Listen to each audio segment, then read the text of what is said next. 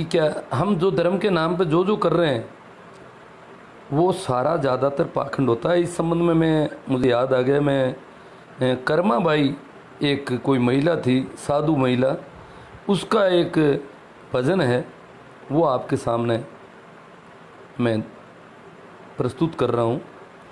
कर्मा एक सीधी सादी महिला है, बिल्कुल सरल चित्त, खेती में काम करने वाली, पशुओं का काम, खेती पशुपालन ऐसे सामान्य धंधों से जुड़ी हुई महिला थी।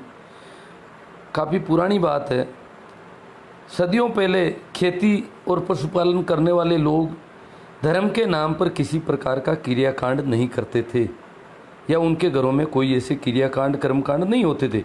कर्मा इस मामले में इस दृष्टि से बहुत ज़्यादा सीधी और सरल महिला थी, सहज महिला थी। हाँ, एक पंडित ज़रूर उनके घर पे आया करता था, जो उनके घर से आटा है, दाल है, नमक है, मिर्च है, तेल है, हल्दी है, धनिया है, ये चीज़ें लेके जाता था। ये लेके जाता था तो कर्मा और उनके परिवार का ये मानना था कि अपने भगवान को भोजन देने के लिए ये इतनी चीज़ें ले जाता है और उस भगवान को भोजन देता है। भगवान नाम का कोई जीव होता होगा इसके पास, क्योंकि बचपन में मुझे भी याद पड़ता है जब पहले हमारे घर में मैंने ऐसे अजीब लोगों को देखा, तिलक लगा करके वो आटा लेने आते थे।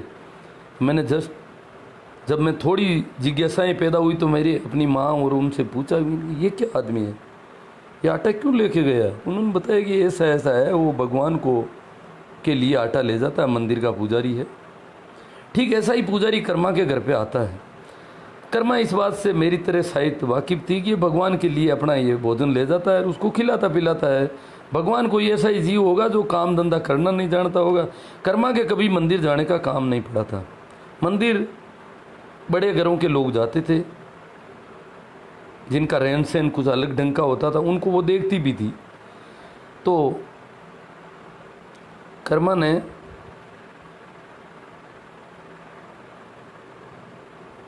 अमर्यादित भाषा आ गई, हाँ चलो, कर्मा के सामने पुजारी की उदास दशा देख करके पुजारी से कर्मा कहती है कि क्या दिक्कत है, आप परेशान क्यों नजर आ रहे हैं? उसने कहा कि मेरे कोई बाहर काम है, कहीं जाना है, परंतु करूं क्या? भगवान को भोग लगाने वाला कोई है नहीं, अकेला आदमी हूं परिवार में और मैं छोड़ के जा नहीं सकता, पीछे मेरा ये काम डिस्टर्ब हो रहा है। तो कर्मा कहती है, हो सकता है कर्मा के उन दिनों खेती के काम नहीं होंगे, मौसम कुछ अलग होगा। तो कर्मा ने कहा कि आप जाइए और आपका ये काम मैं 2-4 दिन के लिए कर देती हूँ। कर्मा ने काम ले लिया उसका, पुजारी वहाँ से चला गया। कर्मा सुबह सुबह नहा धो करके भगवान के मंदिर में जाती है और भोजन बना के ले जाती है। भोजन बना के ले जाती है,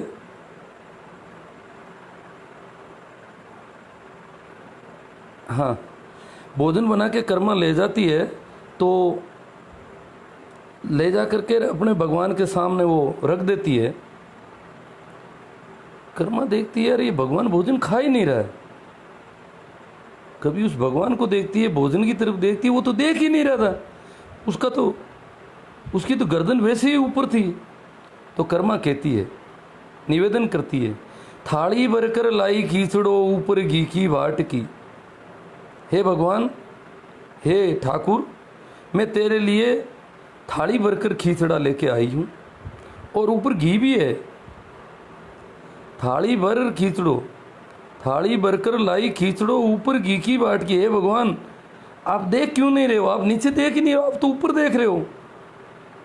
वो तो एक पत्थर का भगवान था, उसकी अपनी ऊपर गर्दन थी, गर्दन ही नहीं झुका रहा था। कर्मा तो पशुओं को जब चारा और ये देती थी तो पशु खींच के आते थे खाने के लिए, और ये हिल ही नहीं रहा है। तो वो उसको बता रही है कि थाली भरी हुई पड़ी है, तुम पूरा, तेरा पेट भर जाएगा, भर पेट भोजन है इसमें। बंद कर दे भैया, हाँ नहीं आ जा, बोले बंद कर देना दरवाजा। हाँ, तो थाली भरी हुई है, भरपेट भोजन हो जाएगा तेरा, और ऊपर घी भी है। थाली भरकर लाई खींचड़ो ऊपर की बाट की, जीमो मारा श्याम धनी जी मावे बेटी जाट की। और मैं जो भोजन करवाने आई हूँ, आप मेरी वेशभूषा से शायद ये समझ रहे होंगे कि ये कौन आ गई, कोई ज़्यादा नीची जाति की होगी। हो सकता है समाज में व्याप्त छुआछूत के मद्देनज़र कर्मा ने भगवान से कहा है कि मैं इतनी, आप जितनी मेरे से ज़्यादा भेदभाव करने वाली बात नहीं है, और मैं ज़्यादा ऐसा वैसा हमारा खान पान नहीं है कि आप मेरे से ज़्यादा छुआछूत करें और आप मेरे घर का भोजन आप आराम से ले सकते हैं। हमारे यहाँ कहते हैं कि हमारा और आपका पानी व्यवहार चल सकता है। इस प्रकार वो भगवान को समझाने की कोशिश करती है कि समाज में इस प्रकार की भिन्नताएं बहुत थी। तो कर्मा ऐसा कहना चाहती है कि मैं जाट की बेटी हूँ, आप डरो मत, आप खा लो, हमारे घर में ऐसा वैसा कोई खाना नहीं बनता है जिसकी वजह से आपको चिंता हो कि ये गलत भोजन आ गया, ये खींच है, सात्विक भोजन है, आप इसको कर लें। फिर भी वो नहीं खाता है। कर्मा को ज़्यादा पीड़ा हो जाती है। कर्मा कहती ये क्या, हो सकता है ये और कुछ खाता होगा, ये खींच खाने के का स्वभाव नहीं है। क्योंकि कर्मा के घर में पशु था, पशुपालन था, तो उसको पता था कि जो पशु, जब पशु खरीद के लाते हैं तो अगले आदमी से पूछते हैं कि आपका पशु कैसा पानी पीता है, कुएं का, तालाब का, नदी का, कौन सा भोजन करता है, कौन सा चारा इसको सूटेबल है, कौन सी इसकी आदतें हैं, वो सारी बातें पूछी जाती है। कर्मा ने तो पुजारी से कुछ पूछा ही नहीं था। अब हो न हो ये खींच खाता नहीं है, कुछ और खाता है। तो कर्मा कहती है आज लाई मैं घी खींचड़ो काले राबड़ी घाट की, कल मैं भोजन बदल दूंगी आपका। हाँ, तो मैं घी और खींचड़ा लेके आ गई हूँ, आप आज ये खा लें, कल मैं राबड़ी बना के ले आऊँगी, आप राबड़ी खा लेना। मित्रों, एक और बात बता देना चाहता हूँ यहाँ पर, ये खेती करने वाली कौम थी कर्मा, फिर भी स्थिति ये थी कि ये भोजन के नाम पर राबड़ी और खींचड़ा खाते थे। उस जमाने में गरीबी बहुत ज़्यादा थी, खेती करते थे, अन्न पैदा होता था, फिर भी भरपेट भोजन नहीं खा पाते थे। खींचड़ा और राबड़ी क्यों खाते थे कि खींच एक ऐसा भोजन है कि जिसमें अनाज 20% अनाज से ही पेट भर सकता है। जहाँ 5 किलोग्राम आटे की रोटियां एक परिवार की अगर लागत है, तो वहाँ 1 किलोग्राम बाजरे का खींचड़ा पर्याप्त होता है। तो इसलिए वो खींच खाते थे ज़्यादा। और खींच से भी नीचे राबड़ी, थोड़ा सा अनाज डाल के, और राबड़ी ऐसे बनाई जाती थी, छाछ को गर्म करके उसमें अनाज डाल के, नमक डाल के, और भर देते थे बड़ा सा बर्तन, और सभी पी लेते थे, पी के सो जाते थे, पेट भर जाता था। तो मतलब अनाज कम से कम कैसे खाया जा सकते इसके तरीके थे। तो कर्मा, 2 ही विकल्प है कर्मा के पास, आज लाई मैं घी खींचड़ो काले राबड़ी घाट की, जी मो मारा श्याम धनी जी मावे बेटी जाट की। फिर भी वो भोजन नहीं कर रहा है। कर्मा कहती हो न हो, ये इसकी आदत है, उस पुजारी को मानता है, मेरे को मान नहीं रहा है। हम जो खेती और पशुपालन का धंधा करते हैं, हम देखते हैं प्राय कि पशुओं के बारे में मैं मारवाड़ी में बात करूँगा यहाँ थोड़ी सी। दाव, पशु को हमारे यहाँ दाव कहते हैं। धन भी कहते हैं, पशुधन। तो क्या धनी माने, ये मालिक को मानता है।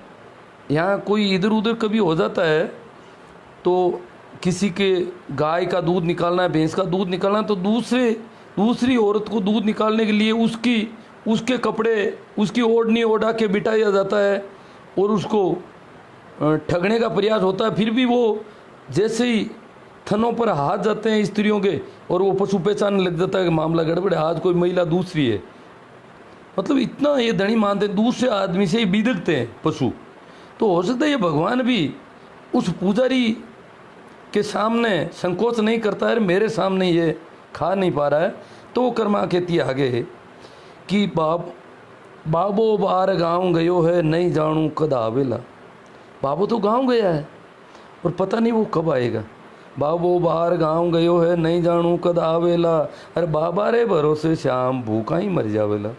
अगर उसके इंतज़ार में रहेगा तो भूखों मरना पड़ेगा। पता नहीं गांव गया, गांव जाने वाला आदमी पता नहीं कब आए, अचानक कभी भी आ सकता है। पर वो उसके बारे में अभी कुछ कहा नहीं जा सकता। तो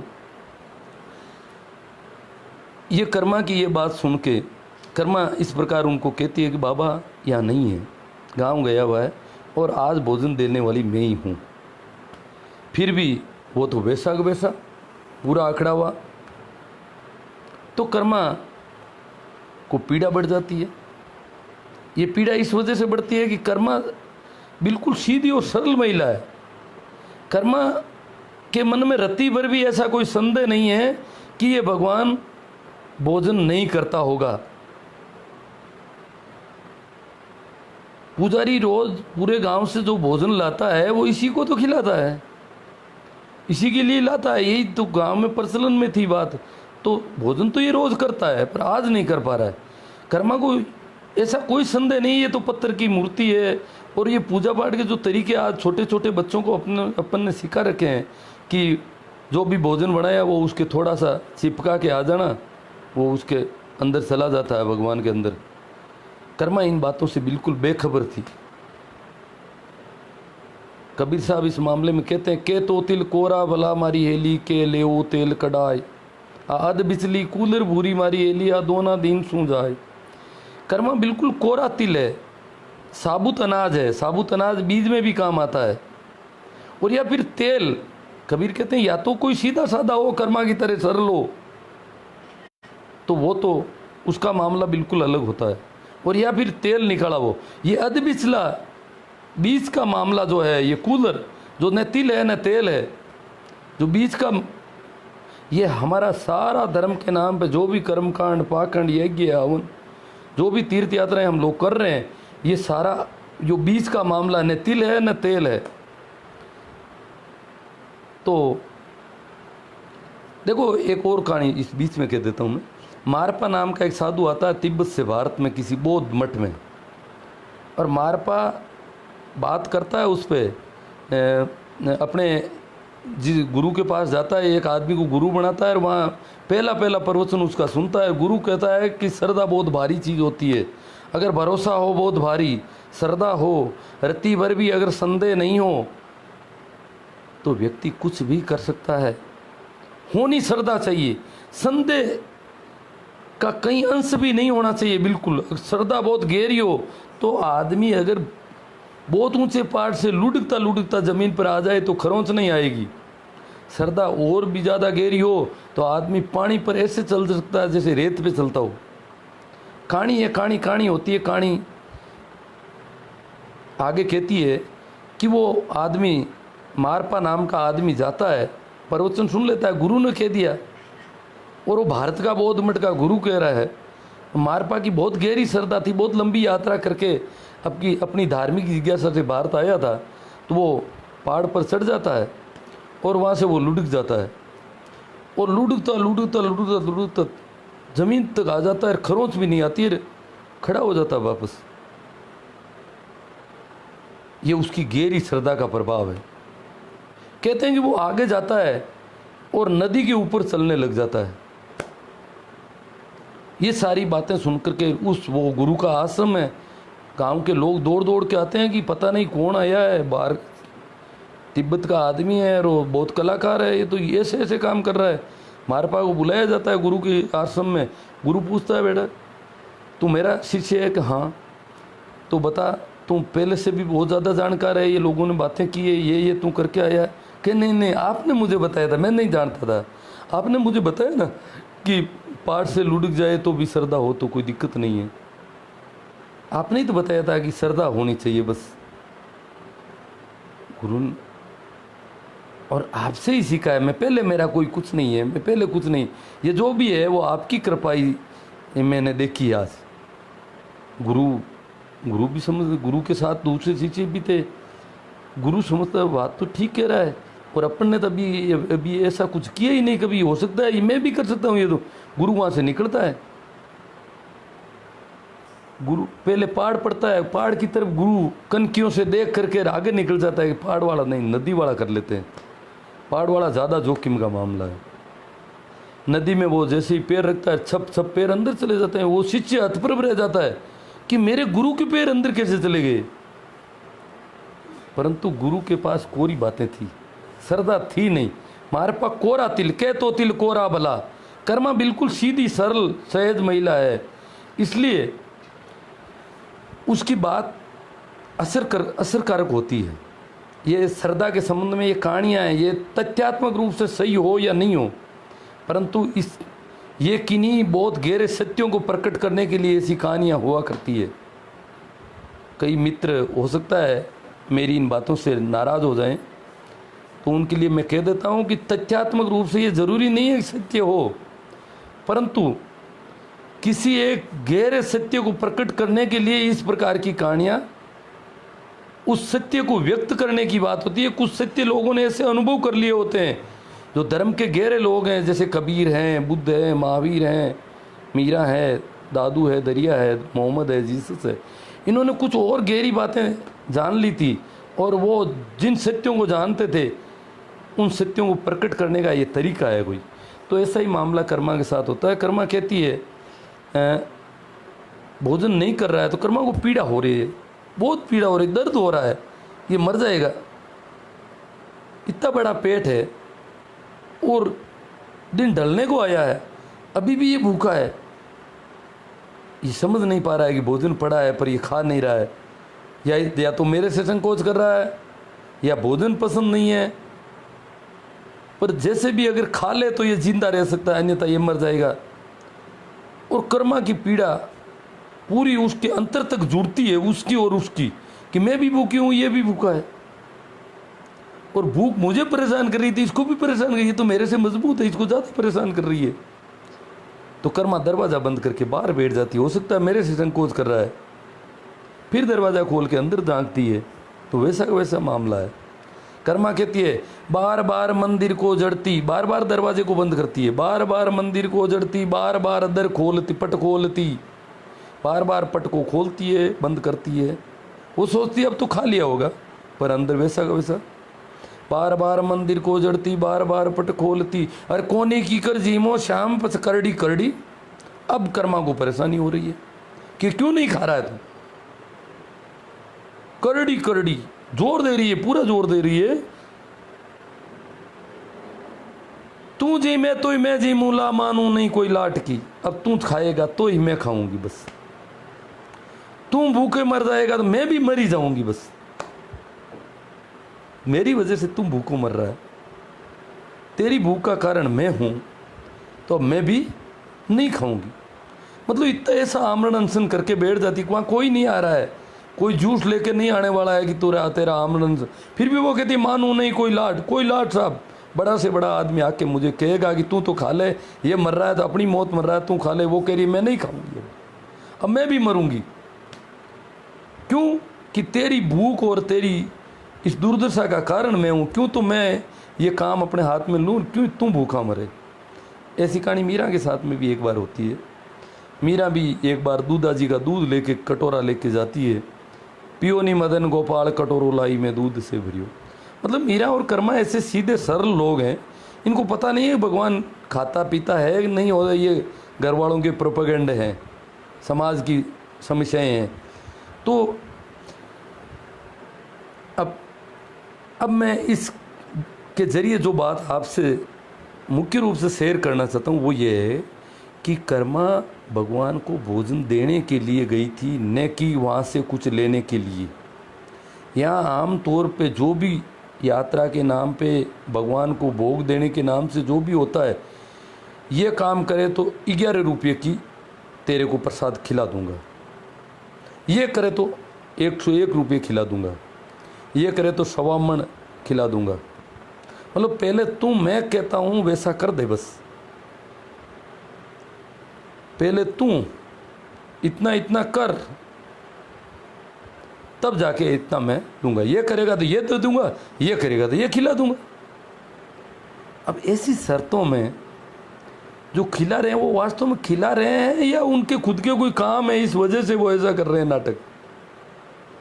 ये खिलाना नहीं है, ये तो उसका शोषण करना हो गया। फिर अपन किसी भी आदमी को ऐसे कह दें कि तुम फलाएं ये मेरा ये काम कर दे, तुझे वापस आऊँगा तो मैं चाय पिला दूंगा या रोटी खिला दूंगा, तो उसको बड़ा नागवार गुजरेगा, यार ये मुझे क्या, मैं मर रहा हूँ क्या भूख से, कोई जो तू मुझे खिलाएगा ये काम करने के बाद में उसकी एवज में खिलाएगा, ये शर्त रख रहा है तू कि ये करेगा तो ये खिला दूंगा। परंतु हम सीधी सपाट शर्तें रखते हैं भगवान से, ये करेगा तो ये खिला दूंगा तुझे।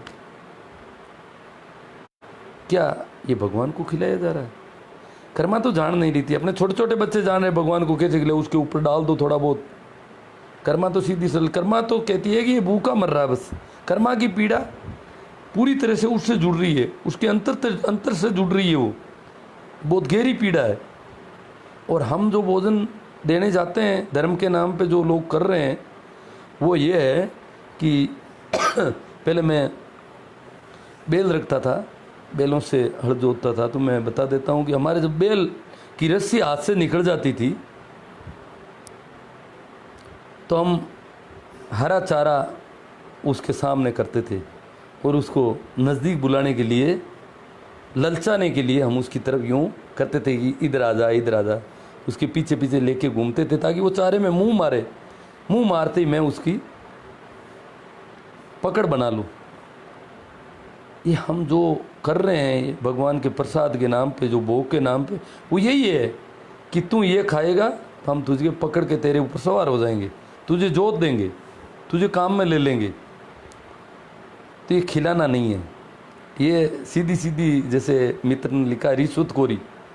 ये रिश्वत इस देश में इसी वजह से रिश्वत ज़्यादा है, इसी रिश्वत धार्मिक मामला है, यहाँ का पुरातन सनातन मामला है रिश्वत देना। ठेठ पुराने से पुराने धर्म ग्रंथों वेदों में लिखा हुआ है कि हे भगवान मैं तुझे ये खिला दूंगा, तू पड़ोसी के खेतों के बजाय मेरे खेतों में बरसात कर दे। ये वेदों में ऐसी ऐसी गंदी बातें वेदों में लिखी हुई है कि तू ये कर दे तो मैं ये कर दूंगा। दूसरों की गऊओं के थनों का दूध मेरी गऊओं के थनों में ला दे। ये जो तांत्रिक कर रहे हैं, ये कहते हैं आपके जो घी निकालते हो ये घी किसी दूसरे ने चुरा लिया, इसलिए आपका घी बांध देता हूँ वापस यहाँ पे। जो महिलाएं घर में घी दही से मत्थन करके घी मक्खन निकालती है, उनके जिस दिन घी नहीं आता है, कारण मुख्य रूप से यही है कि उसका टेम्परेचर मेंटेन नहीं होता था। आजकल तो फ्रीज हो गया तो उसका बर्फ़ डाल के टेम्परेचर मेंटेन कर लेते हैं, तो ज़्यादा समस्या नहीं। पहले बहुत ज़्यादा थी, रोज़ बिलावने के ऊपर तरह तरह के ये जो बिलोना होता था दूध का विलीन करने का बर्तन, तो उसमें रोज़ ऐसे टोट के करते थे कि घी तो फला राण ने वो पड़ोसी ने ले गई, उनके घी आ रहा है मेरे नहीं आ रहा है, मेरा घी वहाँ चला गया। तो इस प्रकार की सारी वो बातें यहाँ होती थी। तो ये रिश्वतबाजी हमारे वेदों में भी ये बातें हैं कि दूसरों की गऊओं के थन का दूध इधर ट्रांसफ़र होने का काम। तो इसी प्रकार की बेवकूफ़ियाँ, ये सनातन बेवकूफ़ियाँ हमारे देश की है। अब ज़्यादातर बात इस संबंध में आ गई कि हम भगवान को भोग देने नहीं जाते हैं, हम भगवान से कुछ करवाना चाहते हैं। उसको बेवकूफ़ को पता नहीं है कि कौन जिंदा रहना चाहिए, किसके घर में बुखार नहीं होना चाहिए, किसका बेटा नौकरी लगना चाहिए, किसकी भैंस का दूध अच्छा होना चाहिए। इसलिए उसको 2 रुपये दे देते हैं कि ये भैंस का दूध ठीक कर दे, बस ये ले 2 रुपये, मेरी भैंस का दूध ठीक करना है तुझे, मेरा बच्चा नौकरी लगना चाहिए, मेरा बच्चा बीमारी से ठीक होना चाहिए, मेरे खेतों पे बरसात हो जानी चाहिए। बस उसको पता नहीं है कि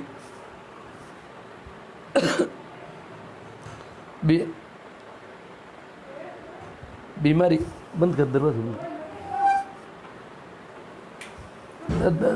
बंद कर दे, लाइट चालू है। हाँ तो थोड़ी सी बात और कर लेते हैं अपन। तो मतलब भगवान को एक तो बेवकूफ़ समझा है, 2 रुपये के चक्कर में फंस जाएगा। भगवान को कोई बहुत बड़ा नहीं माना है सामान्यतः तथाकथित धार्मिक लोगों ने। भगवान जानता ही नहीं है कहाँ बरसात होनी है, किस भैंस के दूध होना है, किसका बच्चा बीमार होना है, किसका मरना है, किसका जिंदा रहना है। तो उसको समझाना पड़ता है, यार 2 रुपये ले ले रही है, ये काम कर ले, तुझे पता ही नहीं है कहाँ बरसात होनी चाहिए कहाँ नहीं होनी चाहिए, ये चीज़ें उसको पता नहीं है। तो जिसको पता नहीं है उसको समझाने लिए और उसको बेवकूफ़ भी बनाया जाता है। धोखाधड़ी भी उसके साथ होती है सारी। तो ऐसे हाँ, पैदल यात्रा पर आते हैं, अब काफ़ी हो गया। तो ये पैदल यात्रा पर ही थोड़ी और बात कर लेते हैं अपन। पैदल यात्रा के दुष्परिणाम जो हो रहे हैं अभी मुख्य रूप से हमारे इलाके में हम देख रहे हैं, राजस्थान, पश्चिम राजस्थान में और सभी जगह होगा, जो और जगह भी जाते हैं। ये जो राजनेता लोग हैं ये चाहते हैं कि ये पैदल यात्राएं, ये पाखंड, ये लोग बुद्धू बने रहे हैं, बस इनका धंधा इसी पे चलता है। तो इनसे निवेदन है कि भाई स्वच्छ भारत के नाम से एक टॉयलेट की सुविधा इनके रास्तों पर कर दो, एक तो इनके रास्ते भी दूसरे कर दो, आपको इनसे ऐसा धंधा करवाना है तो। ये मुख्य मार्गों पर यातायात को बहुत प्रभावित करते हैं, ड्राइवर बहुत परेशान है इनसे, आवागमन सारा व्यवधान हो रहा है। बीच बाजारों में ये अपने उड़दंग मचाते हुए जाते हैं, गाली गलौज छेड़खानी, वो तो सारे ये नशा पते बीमारियां इनके हजारों हैं। क्योंकि तो पवित्र अहंकार लेके चलते हैं, ये पता नहीं कुछ भी कर दें तो कौन कहेगा कि इन्होंने गलत कर दिया। धार्मिक लोग हैं, पैदल जा रहे हैं यार, यूँ क्या कर रहे हो, इनको भी गलत कहोगे तो फिर सही कौन है। ऐसी समाज की बहुसंख्यक मान्यताएं पड़ी है इनके पीछे, इनके साथ है उनका, तो इसलिए ये चाहे जो मोनोपोली करते रहते हैं। परंतु राजनेता, पंडित, पुरोहित, समाज के जो भी अगुवा हैं वो लोग चाहते हैं कि ऐसा कुछ होना चाहिए, बस उनका अगवा होना इन्हीं पर निर्भर है। और तो उनमें ज़्यादा, वो खुद में भी कुछ ज़्यादा दम नहीं है, वो इन बेवकूफ़ों की वजह से ही अगवा है। इसलिए बेवकूफ़ी वो चाहते हैं, बेवकूफ़ी चाहते हैं तो कम से कम आप इनके लिए टॉयलेट की सुविधा, इनके रास्ते अलग। ये हमारे अभी हाईकोर्ट, राजस्थान हाईकोर्ट ने कहा कि ये मंडोर पार्क की जो दुर्दशा पैदल यात्रियों की वजह से है वो हाईकोर्ट नहीं देखना चाहता, उसको सुचारू की जाए। और मैं अभी मंडोर जाके आ रहा हूँ, वहाँ हालत बहुत ख़राब है। हाईकोर्ट कह रहा है, पता नहीं ये कौन सी, वहाँ हाईकोर्ट को कौन से वीडियो दिखा देते हैं, उसको ठीक बता देते होंगे, ऐसा जो ये गड़बड़ है। फिर पैदल यात्रा के और नुकसान, जो धंधे वाले लोग हैं, पशुपालन है, खेती है, कुछ ऐसे धंधे हैं जिनको डेली मेंटेन करना पड़ता है, ये धंधा छोड़ के चले जाते हैं 5-5, 7-7, 10-10 दिन। बहुत ज़्यादा नुकसान हो रहा है, इनका धंधा बिगड़ रहा है पीछे। पर अब इन्हें पता नहीं कि ये धर्म है या अधर्म है। एक तो अधर्म का धंधा करते हैं, पीछे अपना जो धर्म था, अपना जो पेट भरने का धर्म था, अपना परिवार का पालन पोषण था, अपनी जीविकोपार्जन था, अपना विकास था, देश का विकास था, समाज का विकास था, खुद का विकास था, वो अवरुद्ध हो जाता है। असली धर्म तो मिटता जा रहा है नकली धर्म की वजह से। तो ये इनका ये टाइम खराब हो जाता है, पीछे धंधा खराब हो जाता है, फिर ये नशाखोरी, छेड़खानी, जो भी उसकी वजह से गाली गलौज, उड़दंग, जो वातावरण दूषित कर रहे हैं, इतने बड़े बड़े साउंड लगा रखे हैं इन्होंने। ध्वनि प्रदूषण का जो मामला है बहुत गंभीर मामला है, ध्वनि प्रदूषण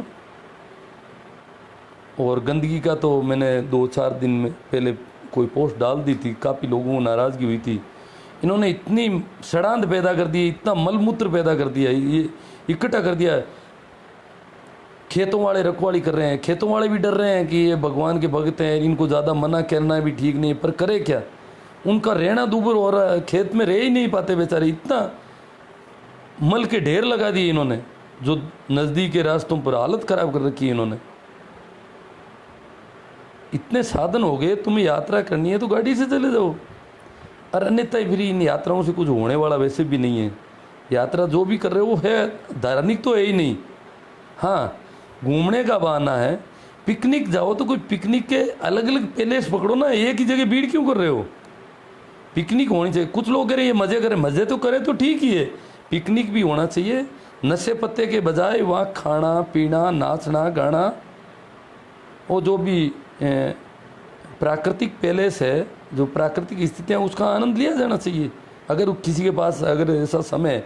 वैसे भी ये खेती करने वाले, पशुपालन, ये तो प्रकृति में रहते हैं, इनके तो रोज़ पिकनिक है। परंतु बताएं क्या, इनको बेवकूफ़ बना दिया धर्म के नाम पे ये पंडित पुरोहित।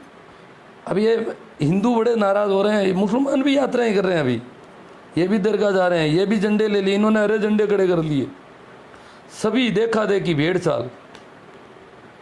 तो अब मैं चाहता हूँ कि जो मित्र इस संबंध में लाइव प्रश्न कर, मैंने कमेंट नहीं देखे मित्रों ज़्यादा, लाइव अगर कोई जुड़ना चाहता है तो मैं सादर आमंत्रित करता हूँ। टेक्निकल रूप से अभी भी इसको जानता नहीं हूँ ठीक ढंग से, और समय काफ़ी हो गया। फिर भी कोई किसी संबंध में जुड़ना चाहे तो शायद जोड़ने का क्या यहाँ है क्या कुछ? हाँ, मुझे पता नहीं। अनुरोध, हाँ अनुरोध आए हैं। राजेंद्र सिंह जी जाट जुड़ना चाहते हैं, चलो मैं जोड़ता हूँ राजेंद्र सिंह जी को। जुड़ नहीं पा रहे हैं क्या? ठीक है, मैं प्रयास टेक्निकल रूप से सीख ही रहा हूँ, चलो।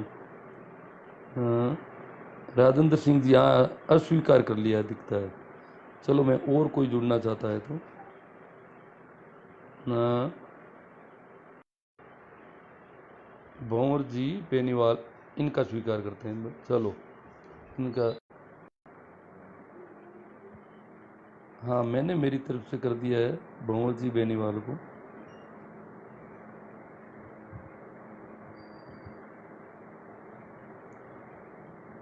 भंवर जी जोड़ने का और कुछ करना पड़ेगा क्या मुझे? नहीं, जुड़ नहीं पाए। और भी 2-3 रिक्वेस्ट आ गई अब तो। हाँ, सभी प्रकार के जो भी मित्रों के अभिवादन है, मैं सभी को मेरा सादर अभिवादन, सभी को मेरा प्रणाम। मैंने आज शुरुआत में प्रणाम भी नहीं किया।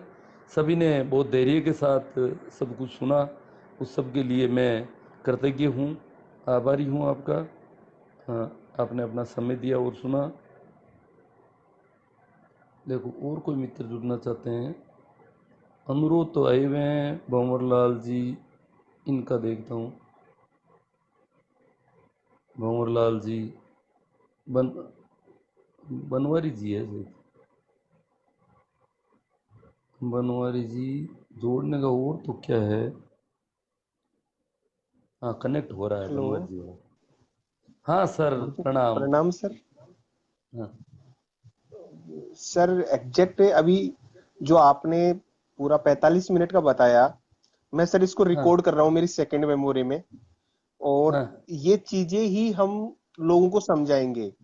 मतलब जो आपने बताया हाँ डिट्टो यही कहानी सुनाएंगे, ताकि क्योंकि सर ये परफेक्ट विचार था इस मामले में आपका। तो सर थोड़ा सा आपने जो कर्मा बाई की कहानी बताई, इसको इससे कैसे हाँ कनेक्ट करेंगे सर? थोड़ा सा इसमें सर मैं इसको, क्योंकि वो उस कहानी को समझा के ही मैं कुछ अबोध बुद्धि वाले मेरी जैसी कौम के बच्चों को समझाने की कोशिश करूंगा, तो वो कहानी सुनाऊंगा जरूर सर मैं। उस कहानी को हाँ। इन यात्राओं को रोकने जैसी प्रवृत्ति कैसे उसे कनेक्ट करे सर? थोड़ा सा वो सर कहानी, को थोड़ा सा जो एक बार कहानी है रिपीट कीजिए। यात्राओं के खिलाफ जो कहानी, उस कहानी को कैसे? मतलब कर्मा बिल्कुल जी जी सीधी। जी। कर्मा का मामला बिल्कुल सीधा। वो तो भोजन, वो सोचती है कि वो भूखा है और उसको भोजन देना है बस, और भोजन देने के लिए ही जाती है, कुछ लेना नहीं जी है जी उसे। जी ये जो पैदल यात्रा कर रहे हैं ये लेने के लिए जी जा रहे जी हैं, देने कुछ नहीं जा रहे हैं। जी उसका जी भाव है सर। कि जी वो सर। भूखा है जो भगवान नाम का, तो उसको मैं भोजन खिलाऊंगी बस। तो उसका जी जी जुड़ाव है जी सीधा साधा, कोई सौदेबाजी नहीं है वहां पर, कुछ लेना देना कुछ जी नहीं सर। है। सिर्फ भोजन जी खिला के ही सर। वो आने वाली है वापस। जी और ये जी जो है ये बदमाशी है कि मैं पैदल जाऊंगा तो फिर पैदल जाऊंगा तो मैं तेरे ऊपर सवार हो जाऊंगा पूरा, और घसीट के जा रहा है वो तो भगवान को नौकर बना के छोड़ेगा, वो तो भगवान को पूरा ही रगड़ जी देगा। सर। जो घसीट के जा रहा है जी जी जी सर। रगड़ता हुआ, या जो पैदल जा रहा है वो जी भगवान पर दबाव बनाएगा। वो मतलब उसकी अकड़ इसलिए ज्यादा भारी है कि वो भगवान को तो चाहे जैसे वो काम लेगा अपना। जी जी जी जी सर। जी सर। तो इसलिए ये चीजें पाखंड हो जाती है, तो सर अंधविश्वास एक है। थोड़ा, सर एक थोड़ा सा अभी ईद है। ईद हाँ। पे लोग कह रहे हैं कि अहिंसा नहीं करनी चाहिए, तो सर उसको भी इसमें कैसे जोड़ा जा सकता है इन बातों में? नहीं तो सर हम तो बर्बाद हो जाएंगे, हमारे बकरे बकरियां नहीं बिकेंगे तो सर। ये जो हिंदू धर्म इस टाइप की बात कर रहे हैं कि हाँ हाँ हाँ हत्या पाप है, ये है, तो हम हाँ। बर्बाद हो जाएंगे, हाँ, हमारा तो घर वैसे बकरी पालन से चल वो रहा है। ठीक है। हाँ। हम सर हाँ, हमारा जैसे जब पशुपालन है, मछली पालन है, कुक्कुट पालन है, ऐसे बहुत सारे बिजनेस है। मछली पालन बहुत बड़ा व्यवसाय है, कुक्कुट पालन है। जी सर। ये धंधे उठ जाएंगे। देखो पहली बात तो अगर मांस नहीं खाना है बिल्कुल ही, और मछली नहीं खानी है तो अनाज उपलब्ध नहीं हो सकता आज आदमी के लिए, इतना अनाज नहीं है अभी जमीन पर। जी जी, नहीं है सर, नहीं है सर। मांसाहार बहुत बड़ी पैमाने पर होता है। जी सर, जी सर। अहिंसा भाव की बात होती है, जैसे रामकृष्ण परमहंस मछली खाते थे फिर भी उनके भाव हिंसा के नहीं है बिल्कुल। तो जी अहिंसा सर, जी अंदर सर, का जी सर। मामला, अहिंसा का मतलब है जैसे एक खरगोश है, एक शेर है और वो शेर जी है उसको जी जी। अब उसको पीड़ा नहीं है, पीड़ा देने का भाव है तो इसका होगा। बात सत्य बात करें,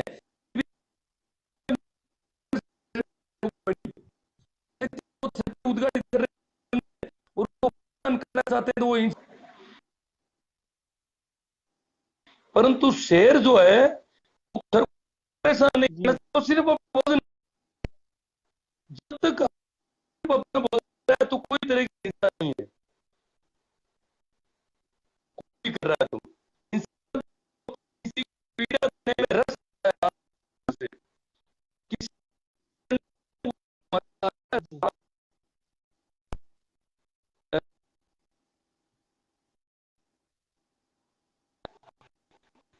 भी हिंसा होता सर आवाज नहीं आ पा रही मेरे पास है। इसलिए तो अब देखो, तेरा पति है वो किसी को कोई सर। मैं डिस्कनेक्ट करता हूँ, मैं आपको सुन रहा हूँ सर, क्योंकि आवाज नहीं आ रही मेरे पास।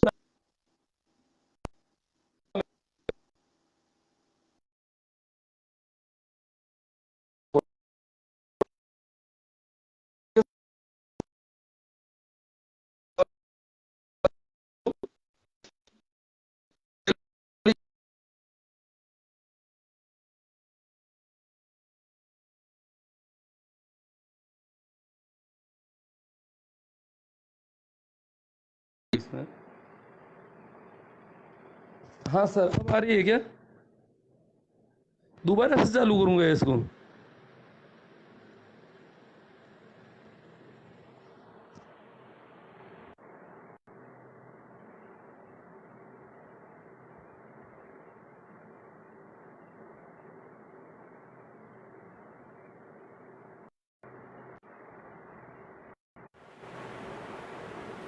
हेलो मित्रों, आवाज़ आ रही है क्या? नहीं।